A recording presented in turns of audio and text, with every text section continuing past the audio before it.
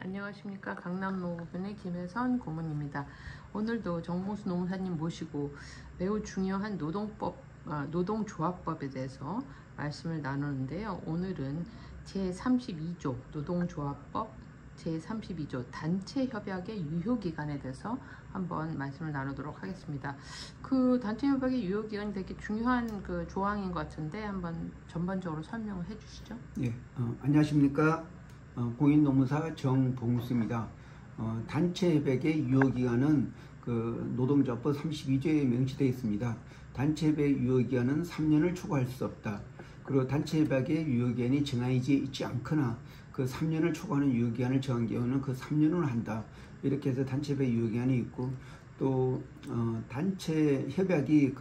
단체협약은 그 만료되기 3개월 전부터 이제 그 교섭을 요구하고, 그러면 당사자가 반드시 이에 응해야 됩니다. 그리고 교섭을 하는 중에 그 기간 내에 단체협약 유효기간 내에 체결되지 않으면은 그 자동 효력 연장 기간이 3개월이 있습니다. 그래서 3개월 동안은 이렇게 모든 그 기존의 단체협약이 계속 유지가 됩니다.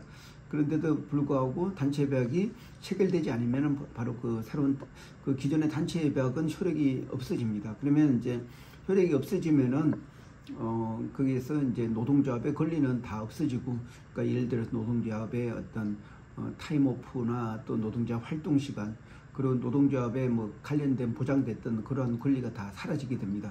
그런데 또 단체협약에는 그 근로조건도 되어 있습니다. 이런 근로조건 부분은 계속 개별 근로자의 근로조건에 대해서 계속 살아남게 됩니다.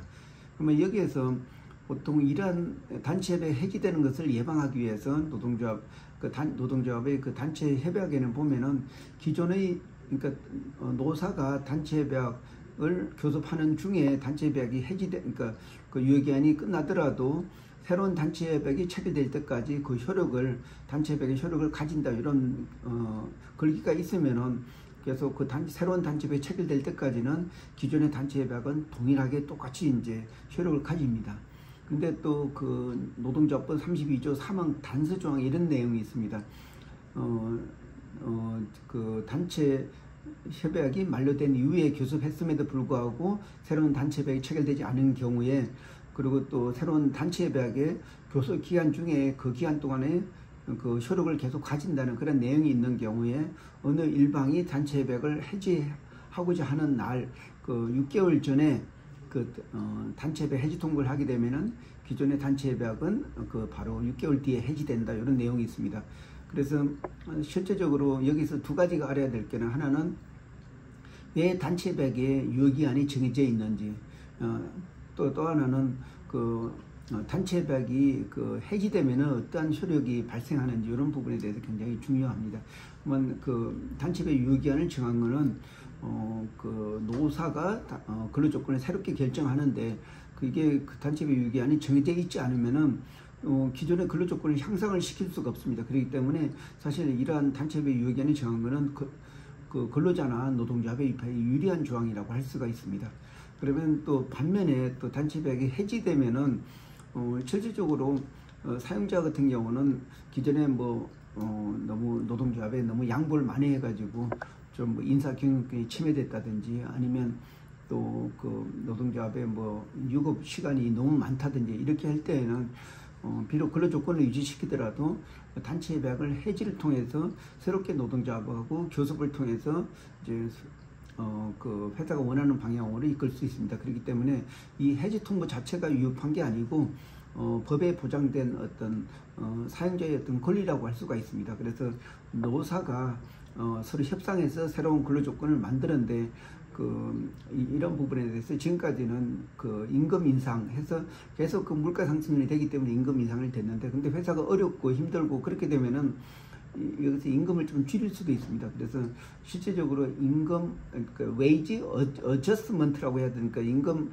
조정이라고 해야 되는데, 우리는 항상 임금이 올라왔기 때문에 그 임금 인상이라는 표현을 하고 있습니다. 그래서 이 단체협약의 유효기간, 그리고 또 단체협약을 해지 통보한다는 이런 부분은 사용자의 어떤 권리라고 할 수가 있습니다. 네, 그렇군요. 그러니까 32조 그 법이 개정되기 전에 2년이었는데 3년으로 유효기간이 정해진 거로 알고 있는데 되게 큰 사업장 같은 경우 그 단체 협약을 맺는데 매년 물가나 이런 어떤 노동 그 임금 관련해서 협상을 하는 부분에 있어서는 매년 이게 그 협약을 진행하는 경우가 많지 않을까요? 예, 그래서 실질적으로 단체비 유효기한을 2년을 3년을 한 거는 좀 그 국가적인 차원에서 그 매 2년마다 단체 교섭을 하게 되면은 어떤 파업을 이어질 가능성이 많다, 이런 우려가 있었다는 그런 부분이 있을 수가 있습니다.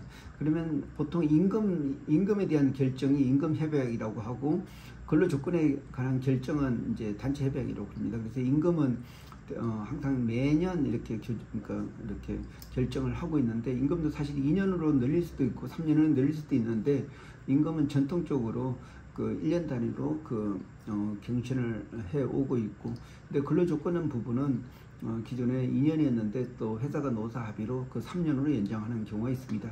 그래서 대부분이 파업은 이렇게 그 노사가 단체 교섭을 계속 하는데, 여기에서 이제 합의가 안 이루어지면 바로 노동 분쟁이라고 합니다.